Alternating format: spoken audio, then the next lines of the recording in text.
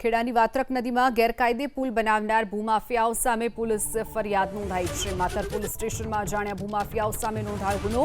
રડુ ગામની નદીમાં બ્રિજ બનાવી ગેરકાયદે રેતી ખનન કરતા હોવાનું ખુલ્યું છે। તપાસમાં 1085 મેટ્રિક ટન રેતીની ચોરીનો ઘટસ્ફોટ થયો છે। કલેક્ટરની સૂચના બાદ ગેરકાયદે પુલને તોડી પાડવામાં આવ્યો છે। તો ખેડાની વાત્રક નદીમાં ગેરકાયદે પુલ બનાવી અને ભૂમાફિયાઓ છે તેઓ રેતી ખનન કરતા હોવાનો ખુલાસો થયો છે। ભૂમાફિયાઓ સામે પોલીસ ફરિયાદ નોંધાઈ છે। માતર પોલીસ સ્ટેશનમાં જાણ્યા ભૂમાફિયાઓ સામે નોંધાયો ગુનો। રડુ ગામની નદીમાં બ્રિજ બનાવી ગેરકાયદે રેતી ખનન કરતા હોવાનું ખુલ્યું છે। તપાસમાં 1085 મેટ્રિક ટન રેતીની ચોરીનો ઘટસ્ફોટ થયો છે। કલેક્ટરની સૂચના બાદ ગેરકાયદે પુલને તોડી પાડવામાં આવ્યો છે।